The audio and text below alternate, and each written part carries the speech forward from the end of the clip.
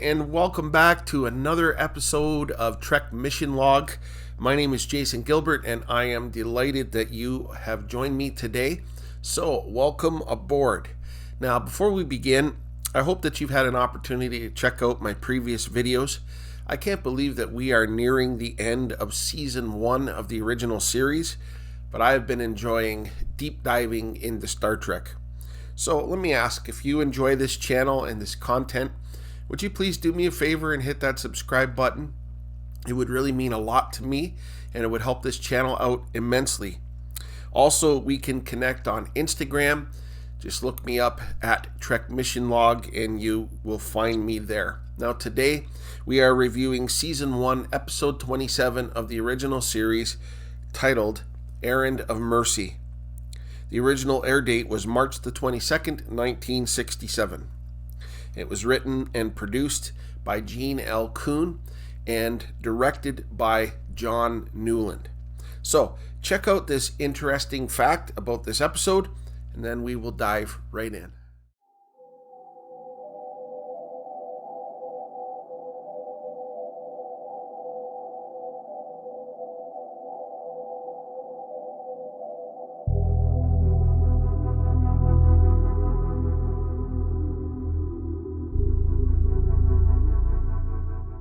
As the episode begins, the Enterprise is in deep space, and Spock brings a coded message to Kirk.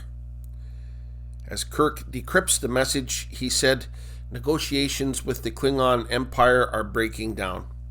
The Federation are anticipating a surprise attack from the Klingons. Their orders are to proceed to planet Organia and take whatever steps are needed to prevent the Klingons from using that planet as a military base of operations. Now, as they were discussing the planet Organia, something started firing on the Enterprise. This ship, a Klingon cruiser. Kirk orders return fire with phasers. An incredible scene takes place of the two ships firing at each other. The Enterprise damages the opposing ship. They see drifting debris indicating that the Enterprise had destroyed them. At that point, Uhura receives a priority signal from Starfleet Code 1. That means war. Kirk orders Sulu to plot course for Organia, and then we fade into the title sequence. The Enterprise is now in standard orbit around Organia. Uhura chimes in that a sector away from them report a fleet of Klingon ships in their area. Kirk orders power to deflector screens, and he tells Sulu that he and Spock are going to the planet, and that Sulu will be in command of the ship. And Sulu's first duty is to the Enterprise and not to them. Kirk is very clear with him that if the fleet of Klingons come in, they are to get to safety and alert the rest of Starfleet. And so they beam down to the planet. Now, Spock is curious as to why people seem oblivious to them beaming down. Also, they are noticing a fortress or a castle of some sort, inconsistent with the reports they've been given about this planet. They are greeted by an elderly fellow. He introduces himself as the chairman of the Council of the Elders. He leads them off to the council chambers. Spock requests permission to wander around the village to make some studies. Permission is granted to him. And as Kirk meets the elders, he makes his case to them that the Klingon Empire is getting ready to move against this planet and make it a base of operations. Kirk said that they offer the protection of the Federation. The elders say they do not need protection. Kirk is confused as to why they do not want his help.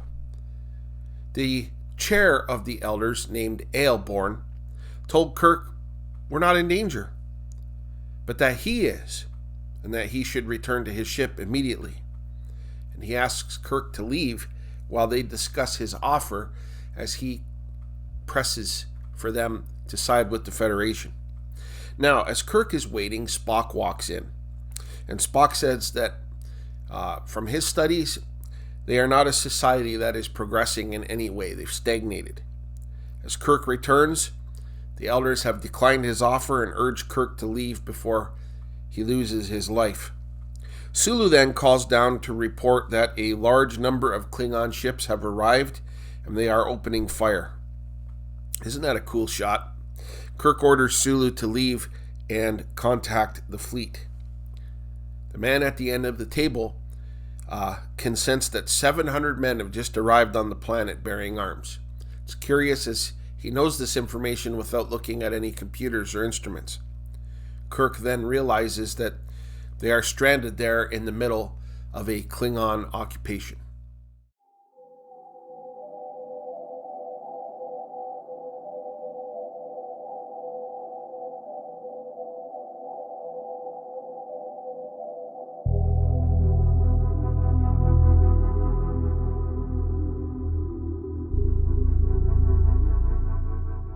Here is our very first look at the Klingons. The Organians have provided clothing to Kirk and Spock in hopes that it would shield them from the Klingons, but they have taken their phasers. The Klingons make their way into the council chambers. The Klingon commander speaks. He identifies himself as Kor, military governor of Organia. Aelborn introduces Kirk as Barona, a leading citizen, and Spock is still Spock, a Vulcan merchant. Kor has his suspicions about Spock, that he might be a Federation spy, and he orders Spock to be taken. Kor calls them subjects of the Klingon Empire and demands that they now follow Klingon regulations. Aelborn said they would comply. Looking at Kirk, he said that he, Barona, would be the Organia representative. Spock is taken. Kirk reacts, but he is stopped by Kor. In a different room, Kor is showing Kirk the new rules. Spock is then returned, and his story checks out. They said that they used a mind sifter to read Spock's thoughts, and now they want to use it on Kirk. Barona, who is Kirk, is sent back to the council and is charged with keeping the people in order. As he leaves, Kirk and Spock are walking together, trying to come up with a plan to get the Organians to be upset with what is taking place here. Kirk said he saw a munitions dump outside of Kor's headquarters. Kirk wants to break in and destroy the weapons as a display of strength. And so at night, Kirk attacks a Klingon guard and knocks him out. As they begin going through the munitions dump, Spock finds a sonic grenade. He sets the grenade in a box that is made out of chemicals, and the grenade explodes, destroying most of their weapons. Kirk and Spock return to the council, and they are upset that Kirk used violence. Kirk said that he wants to cause havoc and make Organia useless to the Klingons until Starfleet arrives. Now, while Kirk was making his case, Kor was listening in. Kor then comes in to confront Kirk. Aelborn identifies Kirk to Kor. Kor, with an evil smile on his face, is pleased. And he said that he always wanted to meet Kirk in battle. Kor then shows how disgusted he is with the Organians, how they would throw their friends under the bus as an act of cowardice. Kor orders Spock locked up and Kirk taken to his office. Kor and Kirk have a talk. Kor said he admires the Starfleet and he personally admires Kirk. Kor said that they are alike. There is a universe to take. Kirk said, a large universe full of people who don't like the Klingons. He begins questioning Kirk about the dispersal of Starfleet, and Kirk refuses to cooperate. And he threatens the death of Spock and Kirk as a mental vegetable, suscepting him to the mind sifter unless he tells Kor what he wants to know. And then he orders Kirk to the same cell as Spock. Aelborn from the council comes to break them out of jail, and he leads them back to the council room. A soldier reports to Kor that the Organian came to bring Kirk and Spock food in full sight of the guards, and they have no idea how they were removed from the cell. On loudspeaker, Kor spoke to all of Organia. He wants the Federation prisoners returned, and as a demonstration, he kills 200 Organians. And the council just sit there, smiling. Kirk and Spock take back their phasers and leave to fight the Klingons. As they leave, the council begins talking as to how they must stop this. Aelborn said, "We will wait. Something is up with these Organians." Kirk and Spock now position themselves for a fight. Kirk asks Spock what the odds are in getting out of this alive. Spock said it's impossible to get a precise number, but he said, "I approximate that the odds are 7,824.7 to 1. Kirk orders phasers on stun. He doesn't want to kill. He wants to capture and subdue, but they are to kill if the situation calls for it. So they stun 2 Klingon guards. In the council room, the council seem to be observing what is taking place without any screens or monitors. Aelborn tells the council, "Prepare yourselves." Kor is demonstrating anger that the Organians are willing to let their people die rather than to cooperate with him.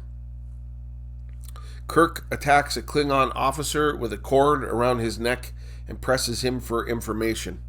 He tells Kirk where Kor's office is and that he's rounding up another 200 Organians for death. Spock gives him the Vulcan nerve pinch. Kirk asks for the odds now. Spock said less than 7,000 to 1, so they're doing better. They break into Kor's office, and Kor is smiling, admiring them for doing so well. Kor told him that a Federation fleet is on its way, and that the Klingon fleet is preparing to battle them. Kor talks about how the battle in space will determine the destiny for the next 10,000 years. He's very sure of Klingon victory. Just then, a bunch of Klingon guards come in, and as they get ready to fire, the phasers fall from their hands. As they get ready to fight each other, they bounce off of each other. Spock said the reason is extreme heat. They can't touch each other, they're too hot. 2 of the Organian council come in. They said that they have put a stop to the violence. And they have done the same to all the ships from the Klingon Empire and all the ships from Starfleet. And as Kirk calls up to the ship, he speaks with Sulu. He said that indeed they can't touch anything there either because of the heat, and then suddenly the ship loses power. When Kor asks what they have done, Aelborn said that as he stands there, he also stands on the Klingon homeworld and on Earth. And he said he is going to put an end to the war. He said that unless they reach an agreement to stop fighting each other, all of their fleets will be completely immobilized. Then Kirk and Kor argue with each other, and they argue with Aelborn over their legitimate grievances with each other. It's funny how Kirk and Kor agree on their right to wage war, and Aelborn calls them out on it. Kirk said eventually that they will have peace. Aelborn agreed. He said, "Indeed, in the future they will become allies." Kor said, "Never." They go on to explain their history, the Organians. They were humanoid once. They have gone past the need to dwell in bodies. We then see them, how they really are. After that display of bright light, which bothers everybody's eyes, they disappear. Spock found it fascinating. He said they are pure energy and pure thought. Spock said that the Organians are above them on the evolutionary scale as they are above the amoeba. Kirk said that's it for the war. The Organians won't let them fight. Kor said it was a shame because the fight would have been glorious. Now, on the Enterprise, Kirk seems bothered, and so Spock goes to see him, and Kirk said that he is embarrassed. He said, "We feel that we are the most powerful beings in the universe, and it is unsettling to discover that we are wrong." The Enterprise then sails away, off to their next mission.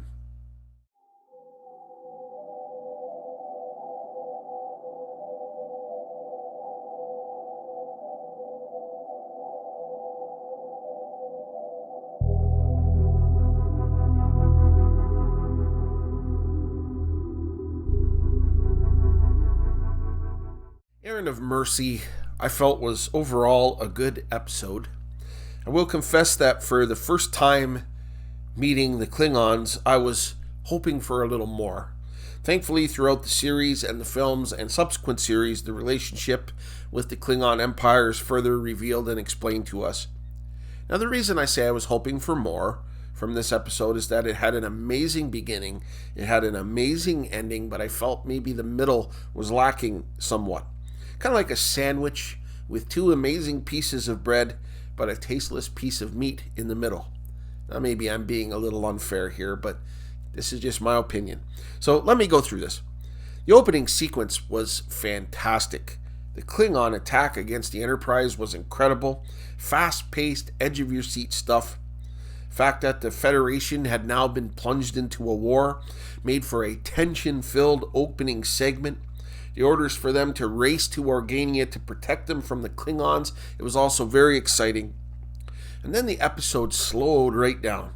Now, I'm not saying that this is a bad thing. The story was solid.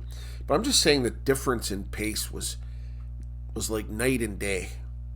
At first, the Organians appear indifferent, but it turned out in the end they were very, very powerful beings, more advanced than humans.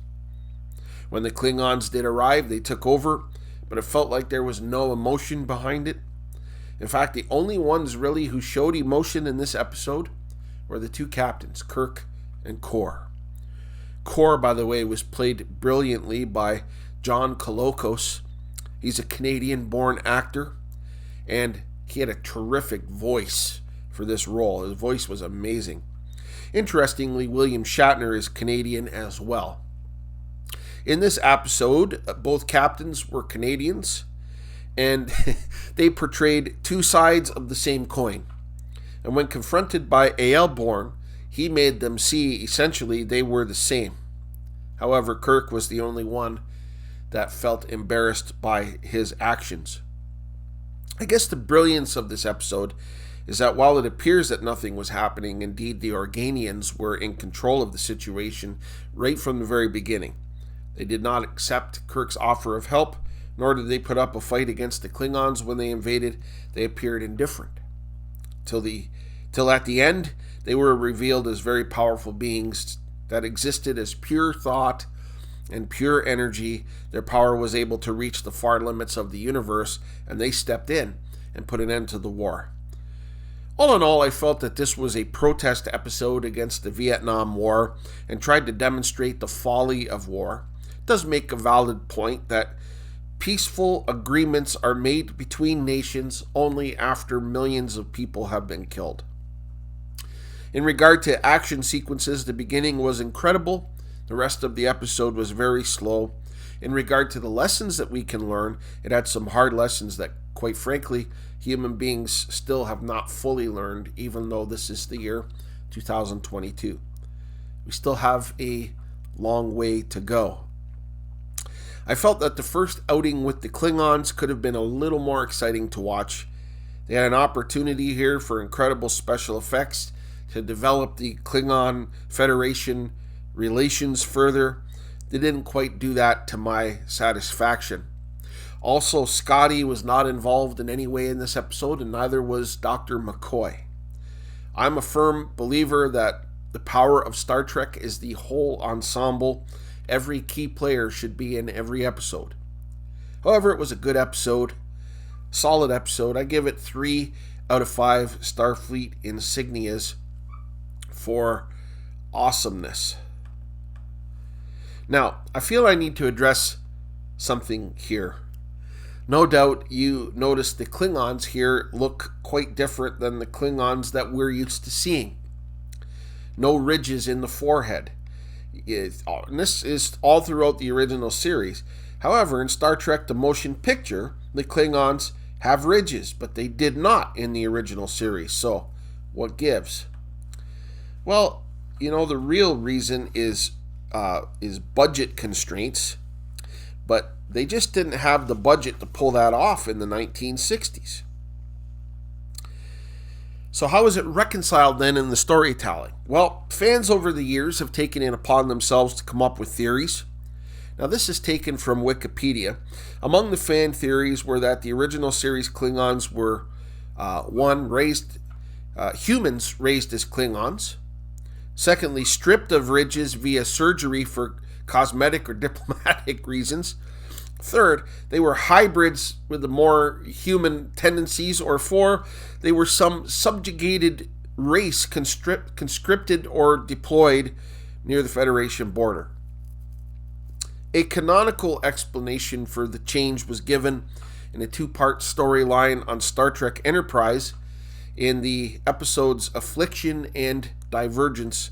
They both aired in February of 2005. Attempting to replicate experiments by humans to create augmented soldiers, Klingon scientists used genetic material from human test subjects over their own people, which resulted in a viral pandemic which caused Klingons to develop human-like physical characteristics.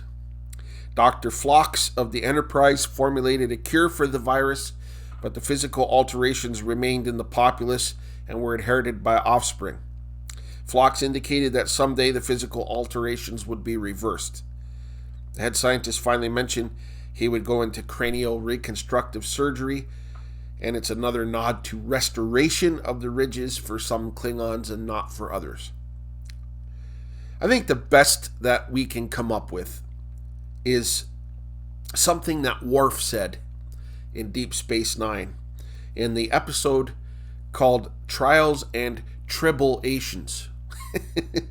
Worf acknowledged the difference in appearance. That's an incredible episode of Deep Space Nine, by the way, where they travel back to the Enterprise during the episode The Trouble with Tribbles.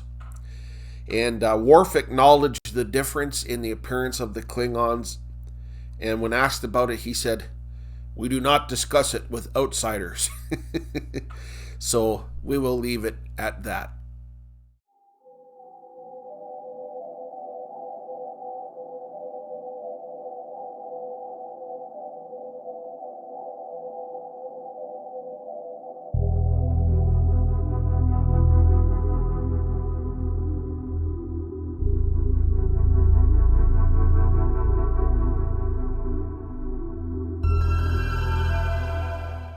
Well, that wraps it up for this edition of Trek Mission Log. I want to thank you for watching. Please feel free to drop a comment below. Admittedly, I found it hard to review this episode because parts of it I loved, parts of it I didn't. I would love to read your thoughts on this. All I ask is that we respect each other's opinions and keep the comments profanity free.